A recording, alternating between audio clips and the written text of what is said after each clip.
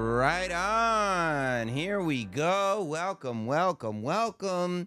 Hopefully, we are without any problems tonight. Here we are. Welcome to the loneliest show on all of the internet. Welcome to Sam Roberts Now, a special Black Friday edition of Sam Roberts Now. I hope everybody here in the States is having a wonderful holiday weekend that has followed an incredible holiday week, and we can only make the holidays brighter by adding in the one and the only hot dog. Of course, hot dog is here. Yes. Black Friday special. Love it. The Black Happy Thanksgiving. Happy Thanksgiving. Beautiful. And I tell you, Thanksgiving, though. So Thanksgiving is what everybody's kind of obsessed with here in the States. But worldwide, it goes way beyond Thanksgiving. Hot dog, have you caught World Cup fever? That it seems like, given any year, depending on whether your friends are into it or not, that is something that you would pretend to be interested in. Well, some of the years I pretend to be into it, and I get like a jersey. Last time I got You did a Spain jersey that was a little bit too tight, and I started playing soccer all Why'd you get long. why Spain? Because, I mean, there's not like a Dominican team or anything. Oh, all right. Okay. I guess Spain is the default motherland. Okay. So all right. I went with that, yeah. And then every Sunday I went to the field and I started playing. So some of the Asian kids in the neighborhood, it was great. This year, no? Yeah. I'm taking a moral stance. What's the moral? Because of what? Well, because now I want to get points with the whole people that are boycotting it because the slavery with Qatar and all that stuff, and how the stadiums were built and all that stuff. So I will be taking a moral stance. Dude, they put AC into open air stadiums. That's incredible. Yeah, the slaves did. Do you know that? Their working conditions were really, really bad. They're wow. forced to stay there against their will. I'm all about not supporting the World Cup, so I will not be watching it. Well, I tell you right now, that's, your validation seeking aside, there are a lot of people. For instance, Iran beat Wales either last night or early this morning or something like that. Huge upset. Iran beat Wales 2-0, and I guess a lot of people didn't see it coming. But there was a Wales fan who talked to the media about it, who I thought, I don't know, he made me understand. I didn't get it. I don't watch the World Cup, not because of some feigned moral stance, but because I don't care about soccer. I don't like, what difference does it make to me about soccer? I just don't like soccer. But this guy made me understand. Listen to him trying to explain how, this is such a big deal, and he just didn't see it coming. I can't lie. I was fuming. I was tapping. I think I really expected a win today. I didn't go in thinking we were going to batter them. I thought we'd go in. I would take 1-0. I would just take a victory.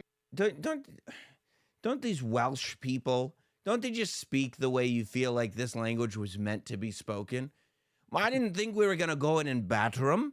There's just something like, Hot Dog, your previous statement about why you were not watching the World Cup was so, like, nobody, even if people agree with you, nobody could ever watch that and not be annoyed at everything you were just saying, because none of it was coming from a real place. It's ridiculous.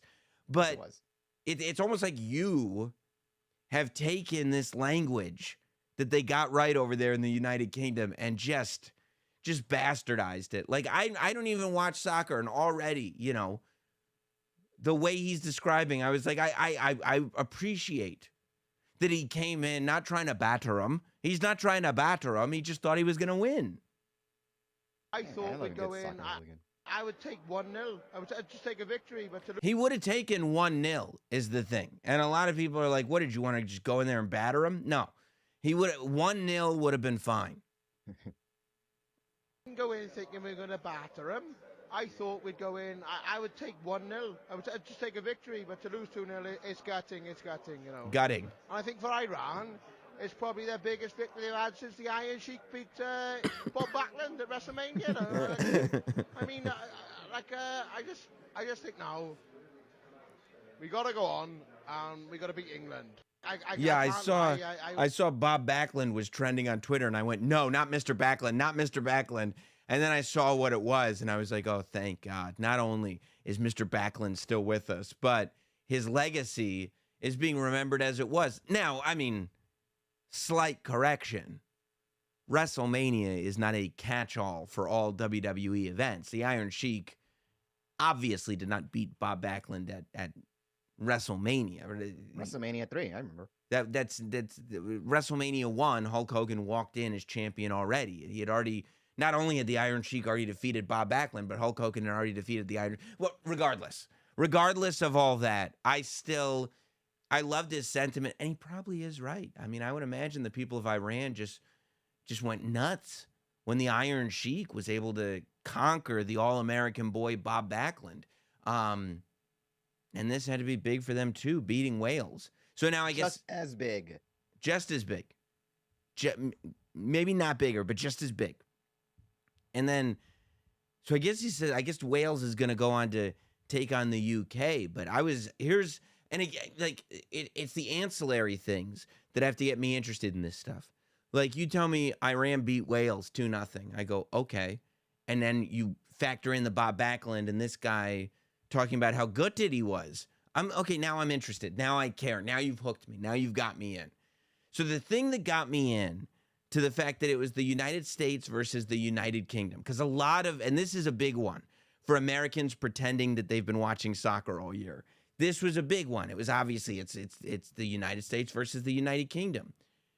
The reason I got hooked into it and was actually checking to see what the score was, I'm not going to watch the game, but checking to see what the score was and keeping up with it, is because I read all these articles and stuff going in. And this was another thing that was trending. Like, this wasn't just a joke that a couple of people on Twitter said, ha, let's keep it moving. This was literally a topic in newspapers. It was in the Daily Mail. It was in the New York Post. It was all over the place. It was that there is sort of a spiritual bet going on where between the United States and the United Kingdom fans, the loser has to keep James Corden.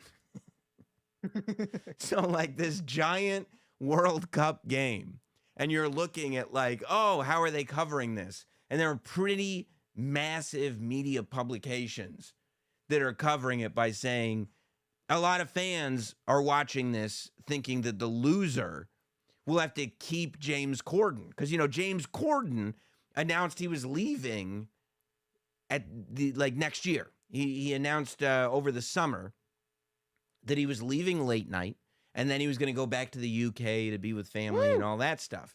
Right, and Americans rejoiced. We threw a parade. It was a beautiful thing. But the UK was like, no. And watching this, like, watching the international distaste that has developed for James Corden goes so far that it has penetrated World Cup coverage. Like, World Cup is Olympics level big. Quite frankly, I think the World Cup is bigger than the Olympics are most of the time. The whole world stops and stares at this sporting event. And they had to take a second to just remind everybody that they hate James Corden. And it just made me realize, like, there's just a switch for some people that turns on. It's almost like a bat signal goes up. And they go, this is who we hate now. And this big face just showed up in the clouds. And they were like, okay, this is who we hate now. Because if you look at it, I feel like there's more universal hate for James Corden than there is for most serial killers. Netflix puts out that Dahmer show, and people are going, I don't know, you could probably look at it from another angle. I don't know, his parents. I don't know, he was mentally disturbed. And then James Corden comes on, and they just go, oh, no, fuck that guy. Fuck James Corden. Hate that guy. And I'm going... We'll keep Dahmer. You guys take Corden. Yeah. Nobody's sitting there going like America as a country disowns Dahmer. They're going, no, we're going to keep making shows about him. We're going to make movies, shows. If we can find any old tapes, we'll make a whole new special about him. But James Corden, no. You put him on a deserted island far away. We never want to acknowledge that that guy was ever in this country. I mean, we could leave him on the international seas. That way, like Maritime law. Maritime law. Yeah, sure. Just put him out on a cruise, and then he looks around going, why is there nobody else on this cruise ship? And then he looks out his window, and the captain of the boat has jumped onto a lifeboat and is just oaring himself away. Just say, see you later, James. And he's just on this big boat in the middle of the ocean by himself. Yeah. There's enough food in there for a lifetime. Don't worry about it. And James is like, I wouldn't be so sure about that. And I'll tell you why, too, that James, because you'd go like, well, James wouldn't be stuck on that boat for the whole time. He'd just go and drive it back to shore, right? No, because he'd be sitting there for the rest of his life complaining that there was nobody there to drive him. Where is the staff? Where is the staff? For years, it would go on. He wouldn't be there to help himself. We're not leaving staff there. We're not leaving anyone there. It's just going to be him. No. Everyone leaves except him. Okay. It's a big boat. If his wife would tell his wife in advance what we're doing. If his wife, we're like, well, you can hang on the boat with him if you want, but we're assuming you want to just let him. Get rid of him too. Yeah. Yeah. Okay. So, yeah. So, and then I started tracing back, like, because the James Corden hate is even larger than Ellen. Like, James Corden, if you say publicly, I don't know, I kind of like that James Corden, you will be ostracized. You will be outcast from society. Do you know anybody, hot dog, that could sit there and tell you in a public setting, oh, James Corden show was pretty funny last night? No. You could never. It's like I mean, not that the late night shows are all great, but it's like the fakest one by far, I feel like. Beating Jimmy Fallon, which is like, Jimmy Fallon, with the forced laughter and all that stuff, he's kind of annoying himself. But you don't think Jimmy Fallon is evil. He's just kind of an empty vessel. You know what I mean? Yeah. So it's like just the corporate stooge is there. It's like, hey, it was either him or a mannequin. And you're like, we'll go Jimmy Fallon. But yeah, James Corden, it's like, it's like people think he's hiding pure evil. I was going through and going like, okay, what was it exactly that made him so that like everybody just hated him? And I mean, I have this list, I mean, I think, okay. So there's all this evidence and it must be the sum of all the parts. I don't think it's any one particular part. I think each of these parts kind of applied to a different group of people. Do you, hot dog, have an instance where you stopped liking James Corden, or did you just get to a point where you were like, no, we just hate James Corden now? I mean, I think just his presence on TV is pretty, like, it's super, super fake. And like, from Jump Street. Karaoke. Yeah. And then, I mean, I guess when you start hearing the news of him being shitty to staff in like restaurants and stuff like that. Well, yeah, and I think you bring up a good point, right? Because you hear him being shitty to people and you already had this vibe, right? Where you're like, I mean, I don't hate him, but he's not discernibly talented. You know what I mean? You're going like, he's not like a once in a generation talent that we should protect.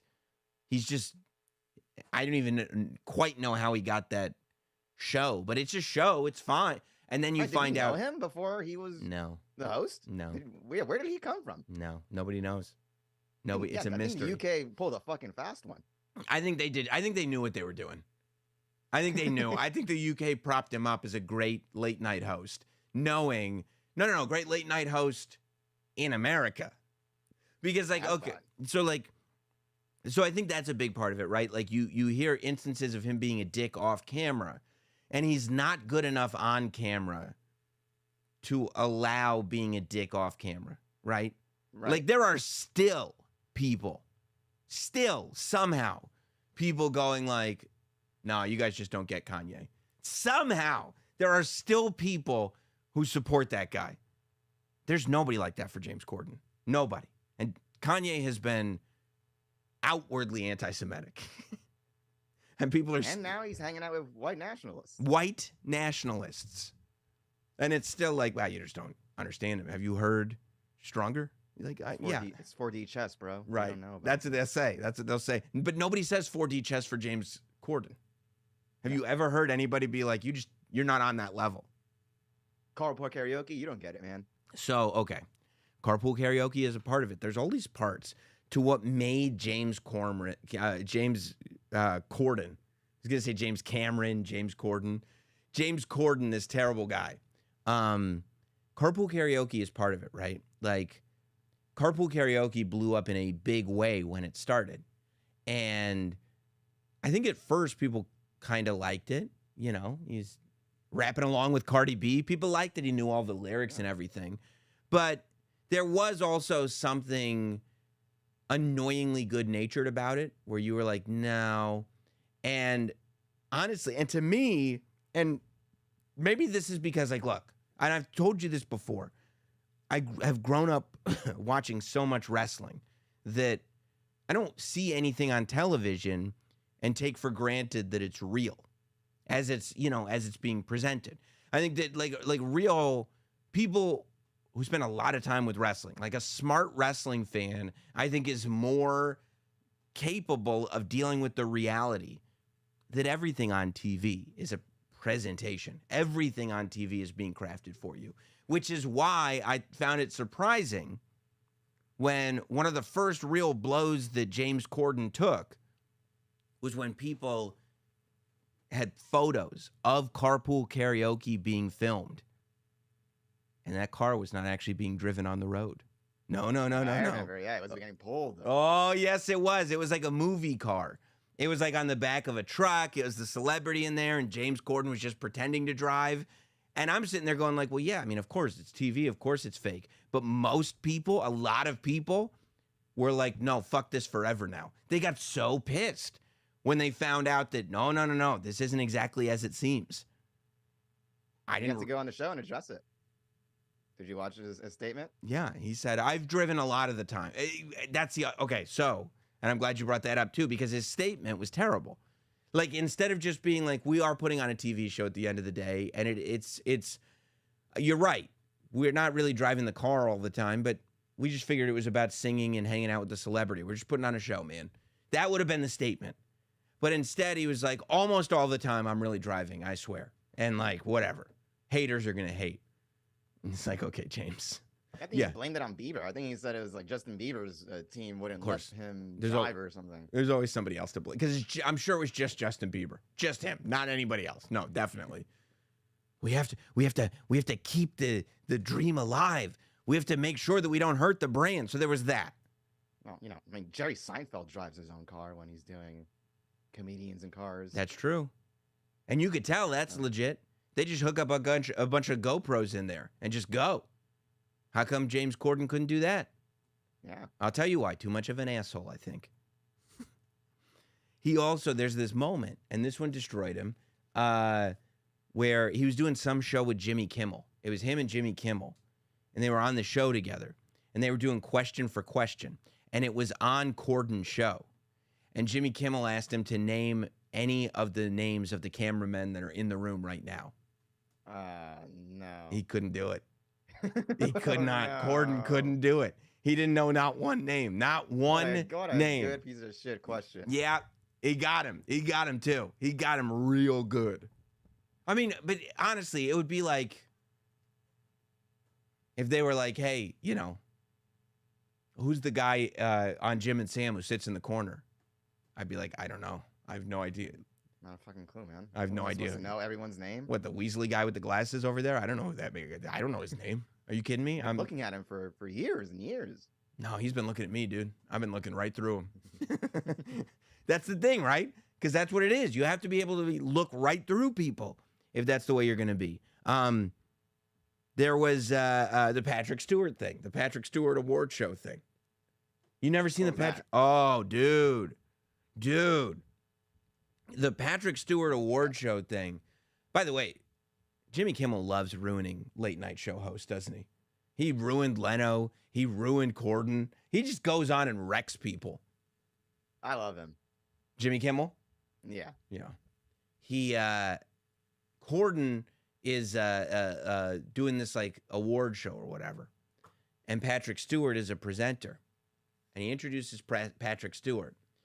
And then Patrick Stewart calls him out on stage and says, get your hands out of your pockets and stop acting like this is the last place you'd want to be. And it was like, oh, Patrick Stewart telling me that. Shit. Oh, shit. But James Corden responded, like right there while Patrick Stewart was standing right there. He's like, I'm really sorry. I'm really sorry if that's the way it came across, but I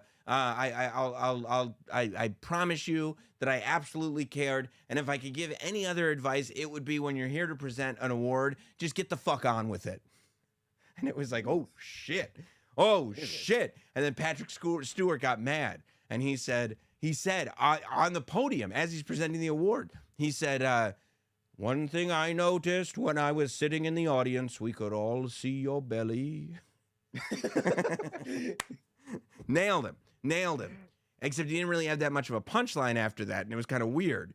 So Corden was like, oh, you could see that? Because we can all see you dying right here. What do you think? And like, I can't fault Corden for trying to hit back Patrick Stewart, but my problem with the clips are that when you look at him, he's not just hitting him back with zingers and one-liners. He starts talking to him like this. Like he completely gets in his space. Like it's, you know, when somebody's talking to you and it's like, oh, they're trying to present themselves as a physical threat right now. Mm-hmm. Like they're putting their hand. Yeah.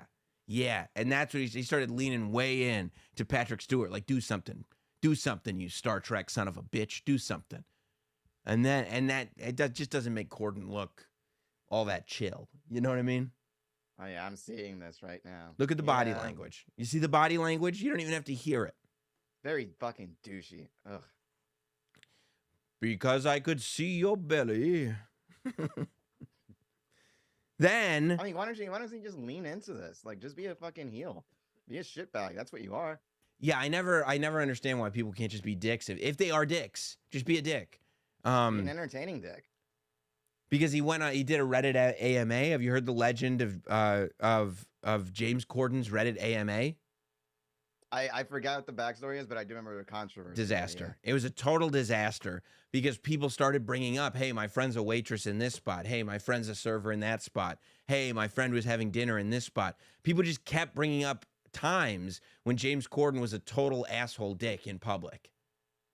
And he just had to bounce. He was like, I don't know. I'm Paul. Like, you know, I'm Paul and that's between y'all. I'm out of here. And he just bounced. He got out of the AMA. And you know, when you fuck up an AMA, that's bad internet karma, like forever. Yeah. I mean, yeah. that's like if they catch you like if it's not the actual person doing it and it's like a PR person or whatever, they'll catch on to it real quick. Right. Yeah. Like Woody Harrelson is a real bad one. And people love Woody Harrelson. Where I think it was Woody Harrelson's was the one where he was like, I thought we were just here to talk about the movie. And it's like, it's A. The last A is what? AMA. Anything. A. But so he had so on top of the not knowing who the cameraman was, the fake karaoke, the Patrick Stewart thing, he had a bad AMA. He got banned from Baltazar. So just as all this reputation of him being an asshole in public is like ramping up, he gets banned from Baltazar, which is this big fancy restaurant in New York City, and the owner writes a scathing Instagram post about it. And I think the most revealing thing about the entire post was that he had the receipts, right? He published every incident that they've had with James Corden. And one of them was centered around his wife's egg yolk omelet. Egg yolk omelet? The fuck? Just no white. He literally, one of the problems that he had was that he found a little bit of white in his egg yolk. He's that. It's but like people that complain about every little fucking thing at a restaurant make me so uncomfortable. Egg whites don't even have a taste. Yeah. Like if you threw egg white, that's the whole point. Like, you're just mad because it might be somewhat healthy. Like there's a slight chance that there's a morsel of health in this egg yolk omelet. I never even knew that was a thing. Take it the fuck back. Yeah, he started yelling. He's that guy. He started yelling, "Do I need to go into the kitchen and serve my fucking self?" And it's like, dude, you wouldn't know what to do in that kitchen. Then wasn't David Letterman kind of a dickhead? But he was likable. But he was a dick on TV. He's Yes. what you were just talking Well- about. Like, he was an ornery guy on the show. So it's like if you heard stories of David Letterman being ornery in public, it almost just added to his lore because he was ornery on the show. You know, like he would have plenty of interviews where it was like he doesn't even want to be there. He doesn't want to be talking to this person. You know, like you'd always have stories of Letterman like not talking to guests during the commercial. But that was just him. He kept his studio cold. He didn't like talking to people. And he had inappropriate relationships with interns. That part was not part of that. Yeah, that wasn't his character. That wasn't part. The rest of it was part of the character. So it worked. The intern thing was different. But but if you saw James doing this stuff on camera and then you hear about it. The other thing is David Letterman is unusually talented. Yeah, no, dude. David Letterman is like one of the greats. Like I would at this point, I didn't grow up with Johnny Carson. So, you know, maybe I don't have that sort of connection to it. But I would call Letterman the greatest late night show host of all time. Mm-hmm. I don't know that James Corden would make the top 50. And there haven't been that many. There aren't 50 late night hosts in history. Probably 30. So. And I still, I mean, James Corden, think about it. That slot that Corden is in now, that's the CBS late night slot, right? So yes, it was like he took over for what's his name, the Scottish actor. Yeah. People loved him. He was great. I just am blanking on his name right now because I was thinking of Craig Kilborn, who was on before Corden. But they also Ferguson? Yep, Craig Ferguson. Yeah. Craig Ferguson was great. Everybody loved him. Even now when you go back to look at Craig Ferguson clips when he's flirting with women, like every other talk show host from that era, you go back and look at clips of them talking to women and it's like uncomfortable. You go like, oh, it really was weird back then. But when you go to him, it's like, God damn, is he charming. God, he just has a way with these words. Accent. Yeah. But Corden's got an accent too. But they also they didn't try to make the late night show guys a thing, I feel like, until James Corden. Like, James Corden's hosting award shows. James Corden is like trying to be a darling, but he's not a darling guy. After the Baltazar thing, so we've got the cameraman, the fake karaoke, Baltazar, Patrick Stewart, Reddit AMA, and then just when things couldn't get any worse, he copies a Ricky Gervais joke word for word on his show, and it was from Ricky's Netflix special. Everybody knew. It was word for word. It wasn't even like he copied the spirit of it. And maybe it was a writer that slipped it in, but the fact that we know that he doesn't even know the writer's name, most likely, doesn't help. It's not like he stole Ricky's jokes listening to him at a club one night. It was the Netflix special that everyone watched. Everyone saw it.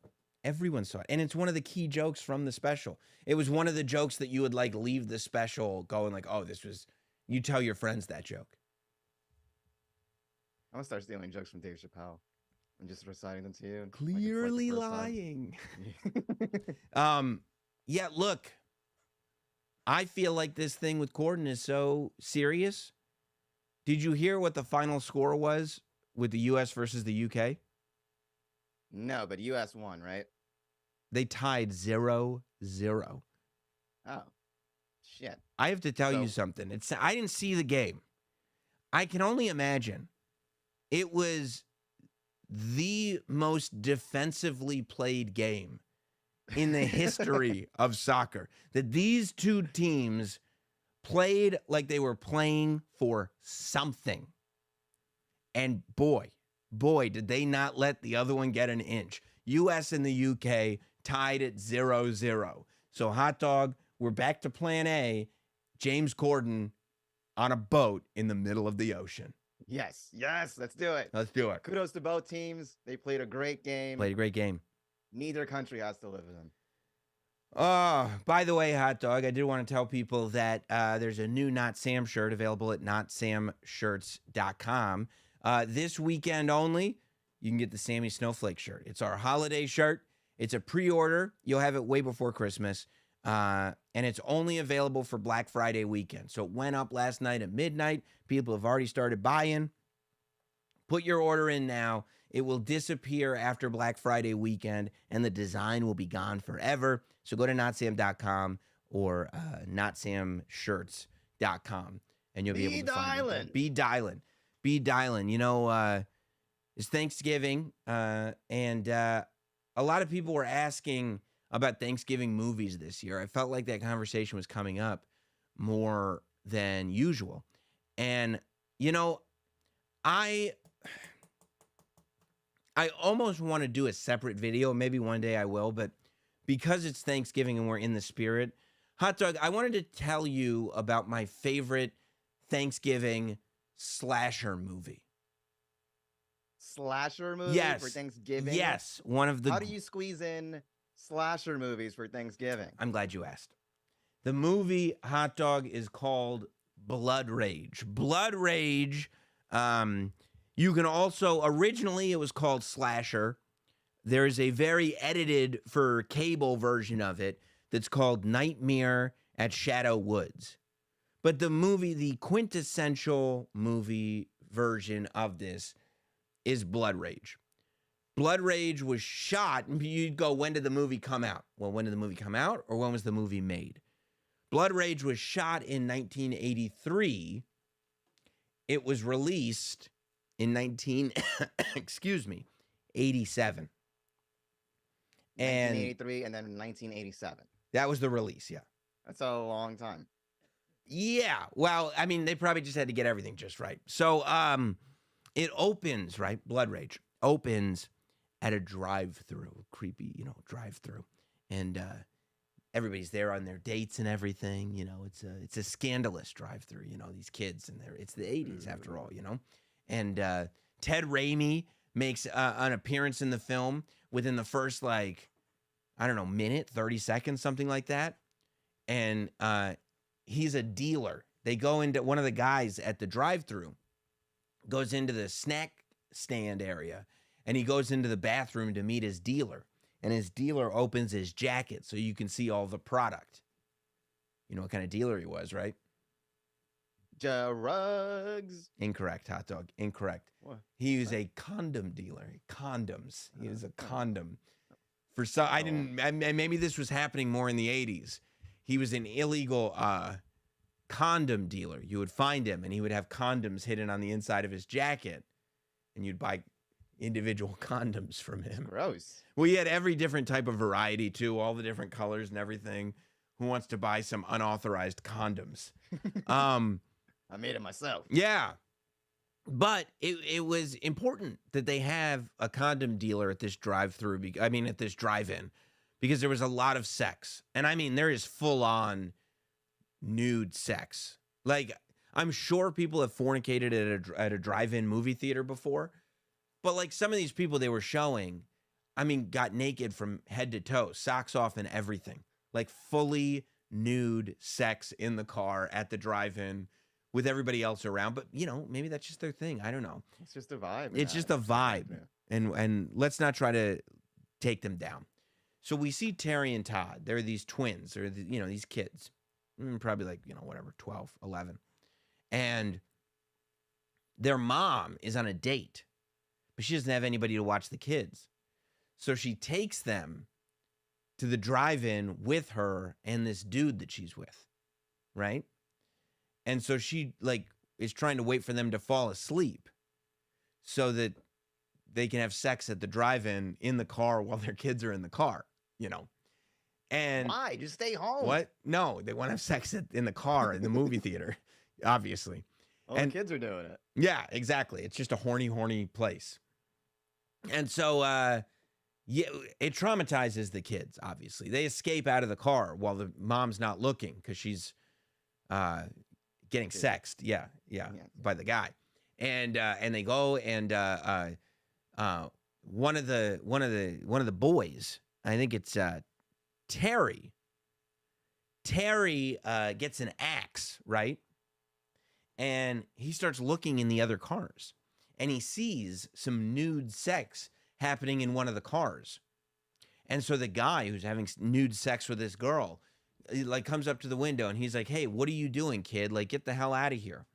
And Terry just axe murders him in the face so incredibly hard that, I mean, it's unbelievable. So much blood and gore. This movie is full of blood and gore and nudity and turkey for Thanksgiving. It's just a wonderful, wonderful film. So he hacks this guy up to death. And then his brother Todd is like so messed up from seeing this whole thing that he's like, So Terry's like, fuck this. And he just hands Todd the axe. And then like the cops come and the mothers come and the mother comes and they're like, Everyone's coming. Right. Everybody's coming all over the place. And they go, "Terry, what happened?" And he goes, he's got blood. Terry's got blood all over himself. But he goes, "Todd just chopped that guy up." And they go, "Todd?" And he's like, "Well, huh?" Lock him up in a mental asylum. Terry's like, "Yeah, I don't know what the deal was with that kid." Out of nowhere. What a problem. What a problem, child. So Terry has set up Todd for murder. And now Todd is locked up in an asylum. And Terry's just living his life, right? And so 10 years later, Todd ends up escaping from the mental asylum. And they hear that Todd has escaped from the mental asylum. And between the fact that 10 years later, Terry and Todd's mom is starting to get horny again because she's got, a new man in her life. And a new movie just came out. And they got to stop by. And they got to go to, maybe the kids want to come. And that Todd is out. Now they're in their 20s. Todd is able to quench his bloodthirst on Thanksgiving. The family's all coming together for Thanksgiving. And Todd, he's escaped, and they think he's going to be joining them. So Terry gets to go around brutally killing everybody around and blaming it on Todd. Everybody thinks that Todd is running around killing everybody because they don't know that Terry's been the one killing everybody from the beginning. And it just builds and builds and builds until we get to this climactic ending involving Todd and Terry and the mother and her loyalties and her feeling of responsibility and all of this playing out right in front of our faces. But I mean, this movie is less than 90 minutes long. It's like 87 minutes long or something like that. And there's probably a kill every 6 or 7 minutes. It's really great. I have it here. Blood Rage. And this is a very hard to get rare special edition 3-disc version. Dang, boy. Yes, because it's got the Blu-ray and the DVD, but it's got Blood Rage. It's got the early version of Blood Rage that still has Slasher as the title in the title card. And it's got the heavily edited Nightmare at Shadow Woods version of this movie, which has much less nudity, much less gore.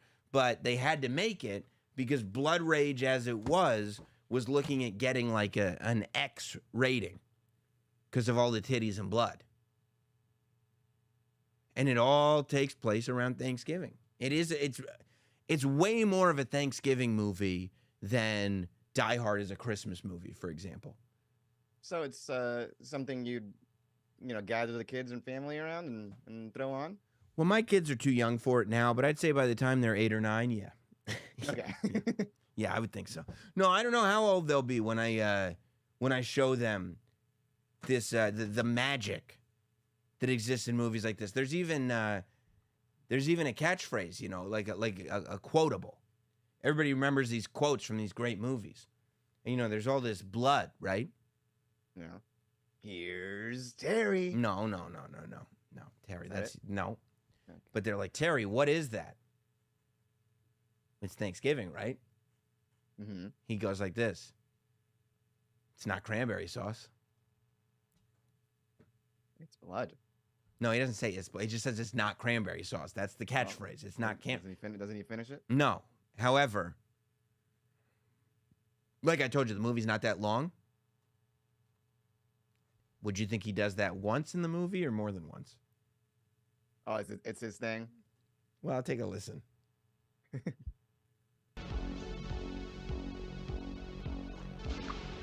That's Terry. It's not cranberry sauce.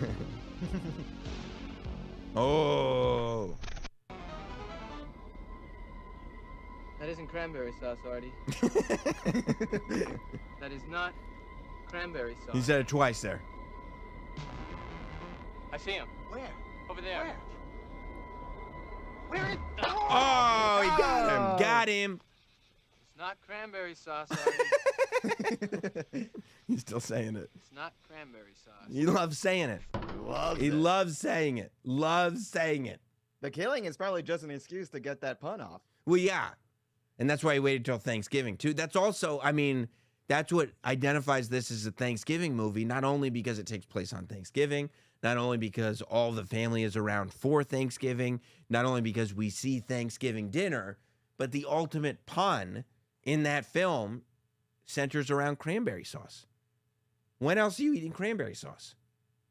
Only Thanksgiving. Only So Thanksgiving. you can only kill in Thanksgiving. Only Thanksgiving. So if you're looking around the holidays, and this is something that I think that you could watch. I mean, for the holidays, right? The Thanksgiving is kind of the kickoff for that holiday spirit. I think Blood Rage is a must watch. I mean, we've gone over it before. There are plenty of Christmas related slashers. Mm-hmm. But there's not that many Thanksgiving ones. There's Blood Rage. There's Thanksgiving, which we can get into at some other time, I think. Oh, that sounds interesting. But yeah, Blood Rage is the one.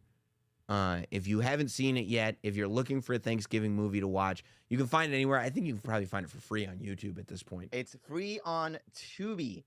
Tubi. Hit up Tubi tonight after this show and get you some Blood Rage. Now, Hot Dog, I don't want to ask, but your social media cries for attention were just too much between your Instagram story and your tweets and everything. Hot Dog, why don't you like this time of year? Because it's so dark out, it's depressing, it's lonely. Why is it lonely? We're supposed to like lonely because First that's lonely is the best. It's the Lonely Friday. Lonely is the best. Yeah. But I could only handle loneliness on Friday nights. Why are you so lonely during the holidays?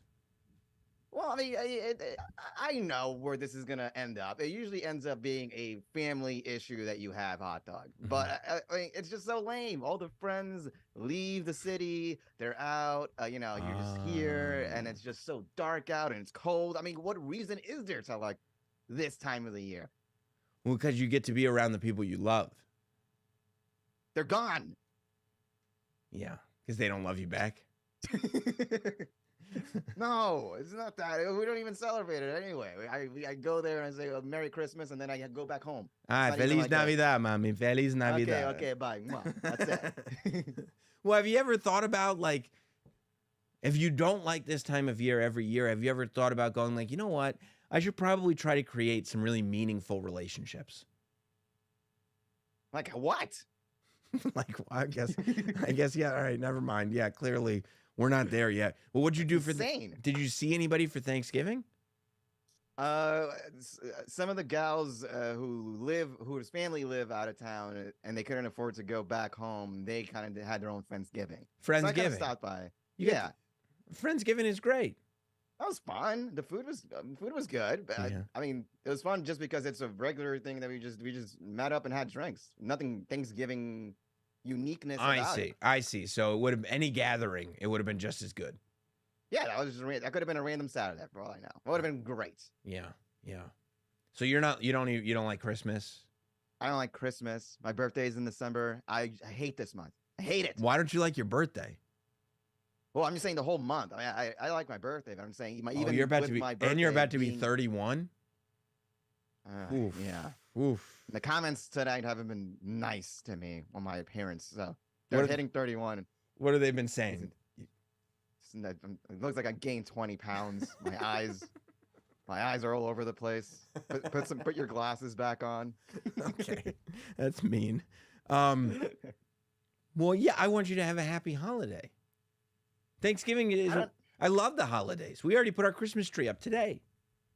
Well, no, ill. First of all, I mean, Why is that ill? It's not even early. It's the day it's after not even Thanksgiving. December yet. It's the day after Thanksgiving. Is that what it's supposed to be? It's supposed to be the day after Thanksgiving. I think. Pretty lame. Yeah, I mean, I would put it up to. It's 1 month. We're 1 month Rey away Mysterio- from Christmas. Rey Mysterio got his ass kicked by his son Dominic, and then I saw the Christmas tree up there. and I Christmas like, what a tree was loser. already up in the Mysterio's house, and he had his mask on. Yeah. Not a festive one either. No. Well, maybe it was the Thanksgiving mask. He's probably got a Christmas mask. Yeah. I would imagine. But I put those posts up because I wanted to see who else hates the holidays, and I got a couple of responses. So there's a couple Grinches out there, and we could just get together and hate the holidays. Just miserable people. What time of year do you like? I like summertime. Gotcha. Get to the La Playa. Yeah, la playa. Yeah. I like a little some thought juice. Right, that's true. There's no thought juice happening during the holidays. Yeah. There's I get you. coquito. I don't mind that, but some thotties, and I can get my belly out and just show everyone that rockin' bod I have. I Yeah. can't do that. Look, I gotta be all covered up. Got a sweater on. Sucks. It's probably better to tell you the truth. But you can probably thank your lucky stars. You can be grateful that you're not in the situation that some other people are in. I mean, there are people out here that really hate the holidays. Who? I'll join them. How about the Chrisleys? Oh no, I won't be joining them. Bad time. Bad time for the Chrisleys. You know it's bad when you're looking at a photo, and I can't tell if it's a heavily photoshopped, filtered photo, or if that's just the amount of plastic surgery that those people have had. Mannequin looking. Yeah, it's bad. Even poor grandma. This life that they've got. Yeah, the Chrisleys are going to jail. Combined, Mama and Papa Chrisley back here, they got 19 years. 19 years. Chrisley knows best. Now, of course, I am familiar with Chrisley Knows Best because it was the USA Network's baby for a period of time. This was the show that was on after Raw. Anybody that grows up watching wrestling, that's a coveted spot. We all remember Silk Stockings, La Femme Nikita. Hot Dog, you must remember La Femme Nikita. What are you talking about? What is that? Oh, you know what? No, that was the 90s. You weren't around for that. I remember UFC was right after Raw. On Spike, right? That was on Spike. Yeah. Yeah, you grew up with the Spike era of Monday Night Raw. Yes. Mm-hmm. But of course, now Chrisley Knows Best. You remember being advertised like crazy, right? Yeah, the commercials are awful. It was super duper fake. Yeah, it was very fake. A lot of the Chrisley Knows Best episodes almost seemed like they had stolen plots from other reality show episodes. Yeah. And just redone them. But they did 9 seasons. 9 seasons. And they had multiple spinoffs. I think the daughter got a spinoff. I think the mom got a spinoff. Todd Chrisley, who might have been the same Todd as the movie Blood Rage. I don't know. But Todd Chrisley was just getting ready to start the No Love Limo. He was going to be the producer and the host of the No Love Limo, which was going to be like a speed dating show. But now he can't do the speed dating show. You know why? Prison got in. We got 12 years in jail. He got 12 years in jail because even with all this going on. And then, by the way, the Chrisleys have still been doing, like, they've all got podcasts. Like, every person on the show, I think the mom has a podcast. The dad has a podcast. The older sister has a podcast. The older sister is 25 years old. That's Savannah. This kid is 16 now. This kid is now in her custody because he's 16, so he needs guardians. But both of his guardians just got locked up to go to jail. So now she's got to raise the 16-year-old and this little girl here. She got 2 kids. Where do these now. people come from anyway? Where do they even get a show? Apparently, they worked in real estate. Like they were like highfalutin real estate people, but they were very up and down. You know, like if the real estate was going well, then they were rich, you know. But if, like in 2008, when the housing crisis hit, things were tough for them. But I guess through real estate, they were in business with somebody who went to work for Oprah. And then that person kind of pitched them as a reality show. Like, they weren't famous at all. They were just like, you guys are just all characters and would make a good reality show.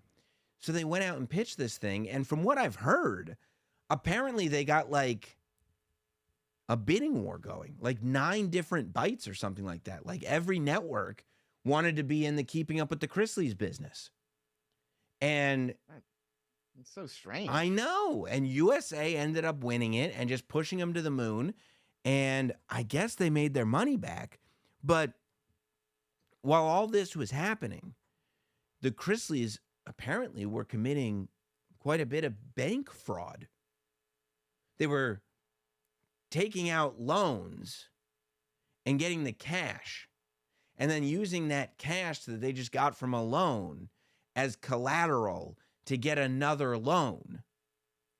And then trying to use that cash to pay back the first loan and then get more collateral to get a third loan. And just like it's like such a newbie crime. Like, of course you would get caught with that. That's what they said. Apparently, like they got to a point where at one point they go like, look, we got to declare bankruptcy because we're $50 million in debt. $50 million in debt. They said, no, it's just because of real estate. Here's the other problem. That while they were doing all this bank fraud, apparently, from what I've read, and, you know, figuring out their own little Ponzi type scheme, they also didn't pay taxes. They weren't, they were trying to, all the reality show money that was coming in, they were trying to hide the tax money. And so they didn't pay any taxes for a while. So this part is getting kind of buried in the story because they got busted. They did the whole thing. I guess now they've got like former employees that are coming out and making accusations of inappropriate relationships and stuff like that. Who knows? Accusations. Yeah, lots of accusations. But Todd Chrisley got 12 years in jail.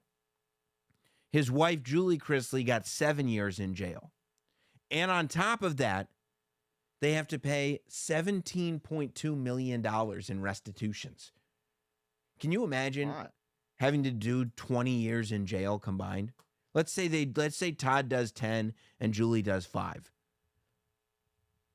By the time a decade's over, they'll both be out of jail. They'll still have to pay another $17 million in restitutions. They're ruined. Yeah, they got to. So they have a $9 million mansion. They got to sell their mansion. So like even when they get out of jail, they're not going to be able to go home to their beautiful mansion anymore. It's very wild. short-sighted. I mean, if you're going to break the law, at least pay your taxes. Well, the other problem, yeah, that's what some people are like. You could do bank fraud or tax evasion, but don't do bank fraud and tax evasion. That's just greedy. That was the other thing, right? That it's like the Frank Lucas story in American Gangster. Like they lived in such an opulent way. They had the biggest house. They had the fanciest clothes. They had the nicest cars. They were all put together. They had all their, you know, expensive plastic surgeries and stuff done. And they're on television. They're like running around going, look at me, look at me, look at me. Don't look that close. And you're like, well, you can't do all this. They just wanted everything all at once. And this is what's happened. Now they're going to be in jail for quite a while. Quite a while. Well, I guess they didn't know best, am I right? That's right. The Chrisleys didn't know best. Now, how do you think, I feel, part of me, because, you know, people are making jokes about it. I kind of feel like Todd Chrisley might do okay in jail. Todd? I feel like Todd might do all right. Todd strikes me as somebody who can put together a scam. No, he strikes me. I think the wife would do the best. I feel like the wife could scrap. The wife from the little clips that I see seems a little bit tougher than Todd. Todd is like a wimp, isn't he? Well, I mean, he's a wimp that is doing 19 or 12 years in jail. He's a wimp that was stealing money from the IRS and banks. I mean, he's got schemes.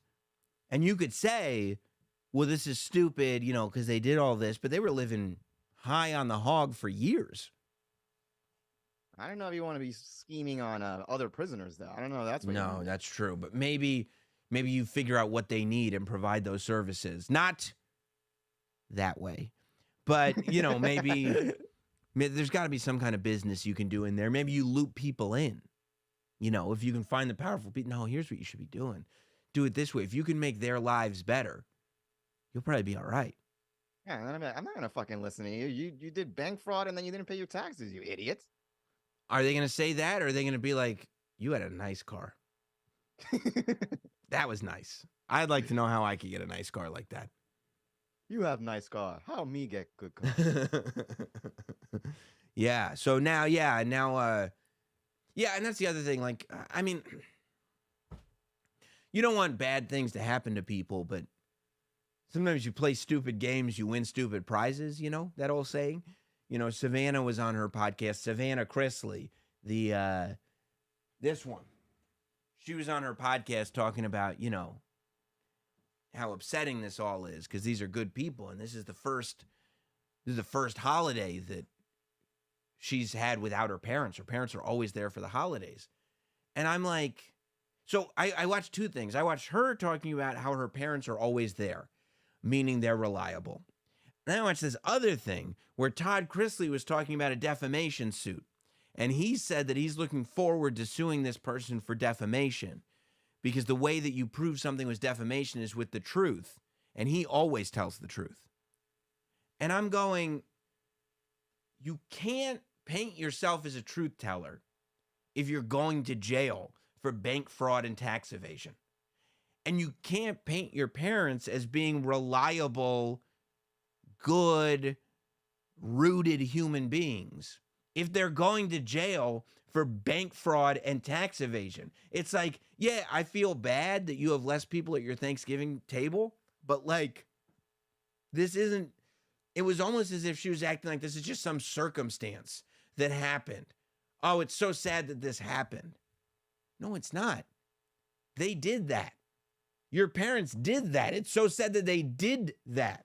You should be sitting there going, I wish I had my parents here for Thanksgiving, but they did so much bank fraud and tax evasion that they're not here. And then you go, yeah, fuck them. Not, oh, the world just is crazy, huh? I wouldn't call it fraud, Sam. False advertisement, maybe. Todd Chrisley was watching that doc going, Ja's got a point on this one. I think Ja Rule might have just hit the nail on the head there. Yeah, I mean, it's always weird to me when like bad things happen as a direct result of a behavior. And then people react to it going like, I can't believe the world works like this. Like, I can't believe this. Like, this is just a random thing that just happened. Who would have thought? How could this have happened to me? To me, of all people. Why me? Why a grossly public person would be held accountable for their actions? I don't understand. Make it make sense, God. Come on. It's just so random. It's all so random. All right, let's get into these super chats. If you're watching live, we appreciate you. Don't forget to hit like on that video. See a lot of you are watching live right now. Hit like while you're here. Hit subscribe. We've got new content coming out all the time. I had a guy named Disney Dan on the channel earlier this week. Disney Dan is a Disney YouTuber. So I talked to him a bunch about this whole Bob Iger, Bob Chapek shakeup at the Disney company. Very fun conversation, very good watch, very informative from the Disney fan perspective. So check that out if you get a chance later this weekend or whenever you're watching this. And don't forget, if you're watching before the end of Black Friday weekend, you can go to notsamshirts.com or just go to notsam.com and click on the store button, top of the page, and get the new Sammy Snowflakes shirt. Not Sam, Sammy Snowflake shirt available right now. Black Friday weekend only. It is premium garments. It is screen printed, professionally done, not made to order, but like, you know, put in through professionally screen printed design and everything. But it'll only be available for Black Friday weekend. So grab it while you can, and then it's gone. Also, guys, don't forget to smash that like. Oh my God, have they still not smashed the like button? Smash the like button. Smash the like. We don't get fed. We trying to eat. You don't smash that like. We trying to eat here, dog. Yeah. Trying to get some of that Todd Chrisley money. Let's get to the super chats. Six Crow. My first super chat was driven to the Pine Barrens and killed like Adriana, Prima Volta, and maybe that Russian. You're still the best, however. I appreciate you, Six Crow. Whenever Ian and my schedules calm down a little bit, I'm sure we'll bring back Prima Volta. And yes, there was an original attempt to get this show going tonight, but we got it going, so that's what counts. Not Sam Lehman. There's no way anyone ever liked James Corden. He just simply existed until everyone decided to hate him. And now it's a fun thing to do like Fred Durst. Yeah, the only difference is that the Fred Durst thing is kind of coming all the way around. Because you're right, there was a time when people loved Fred Durst. And then they started hating him, which inevitably, if you just stay on the path, goes back to loving again. James Corden was never loved. It just went indifference, hatred. The most he can hope for is one day it'll go back to indifference, but probably not. Because you're right, it's too fun. Reed Rothschild, Corden, like Rosie and Ellen, leaned into the nice shtick only to be exposed as jerks IRL. You can't try to be nice for social credits. Hot Dog, I'm generally talking to you. Yeah, I can't hear you. You can't take on moral causes and try to be a righteous person for the social points. That's the least righteous thing you can do. Well, I mean, the good also comes out of it, but the points are nice too. You know, the points are just a side of the good act that you're doing. Yeah. Justin Lopeman Dobson. We all know Corden is a nonce. I think he is a nonce, don't you? A nonce. Poodlerific. Happy Turkey Day, Sam and Hot Dog. Thank you for being lonely and fabulous. Thank you for using all those emojis. Nathan Gerald. Did Todd phone scam everyone at the drive-in till they died of boredom with a rip-off Jerky Boys voice? That's a different Todd. Totally different Todd. Back to Justin. The first movie my parents ever took me to see was Species at the drive-in. It was, yeah. I wonder, do you think Justin's parents had sex while they watched Species? That's what I was going to ask. Yeah. Natasha Hemstridge. That was a sexy-ass movie for sure. Reed Rothschild. When Jim's Operation Fool-a-Bitch inevitably fails, I can't wait to see that excuse me, ridiculous Kiss poster in the Not Sam studio. I'd put it up here just as like this is the poster from. Kevin Lumford, let Hot Dog know he can cash app my cut to my first and last name and the number 13, no spaces. You owe Kevin Lumford money? No, he wants a cut of the super chats because he was entertaining the folks while we had some technical difficulties. I appreciate you. Hot Dog will give you a cut. Justin Lopeman Dobson, Hot Dog is right. This season blows. This season. Thank you.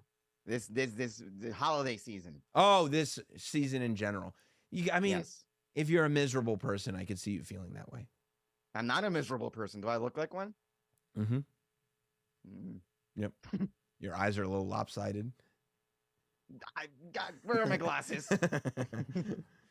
Remember, what about all those books, those James Bond books I gave you that time? And I gave you, yes. And remember, this was Hot Dog, and I quote 2 Christmases ago, PS5. Those are awesome. But like everything else, that's like the coating or what's the saying? The little thing on top, the cherry on the shit that is this entire month. That's the saying, right? Yep. Well said. Cherry on top of all that shit. Well said. Those were awesome. Not Sam Lehman. Everything I know about the Chryslers comes from commercials during Raw. Chrisleys. He corrected himself with another super chat. Reed Rothschild, the dad. Oh, missed you. The dad looks like every in the closet man in every comedy ever made, specifically in Parks and Rec, Sammy Snowflake. Yeah, absolutely. I think that was part of it when they were like, we can get this show on the air. Yeah, You that's know. why when you said he'll do well in prison, you could define well. Let's not take it into the gutter, hot dog, okay?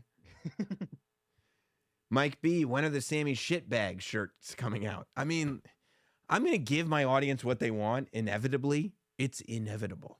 But for now, we're doing Sammy Snowflake shirts, and they're available at notsameshirts.com. Sammy Libcock is up next, I hear. Would you get one? I would get a Sammy Libcock shirt. Come on, let's get it work. Poodlerific. Wait, Todd Chrisley and Reverend Ted Haggard aren't the same person? Yeah. Reed Rothschild has Disney Dan met Disney cuck Trav. I don't know. I feel like putting the two of them together, we may never see either one of them again. Victor Guerra, will there be a Green Ranger Power Ranger breakdown? We might owe that to Tommy. We might owe that. Was that during your time or was that after? No, yeah, it was during my time. I went like right up until about the Power Rangers movie, but the Green Ranger and the White Ranger were as iconic as Power Rangers could be. Yes. I saw some people that were It like, was a menace. I saw some people going like, you inspired my entire life, dude. And I'm like, that's a lot, but okay. Hey, my group chat still talks about Power Rangers. They do? Are they missing Tommy? Yeah, that was a big one. That was a big one. It was a biggie. It was a biggie. Maybe I will do that, Victor, and kind of go through his history. That could be interesting. Mm-hmm. And then Justin Lopman Dobson. Yes, they did. I have no idea what that was in reference to. But I guess they did. Look, I'll take the $5. That's for sure. Hey, appreciate all you guys hanging in there with the technical difficulties and everything tonight. Make sure you subscribe to the channel, hit like on the video, and watch all the content that we're putting out all week long here on the Not Sam YouTube channel and the Not Sam Wrestling YouTube channel. And don't forget, I'm going to cheers with you later. Have a good one, everybody.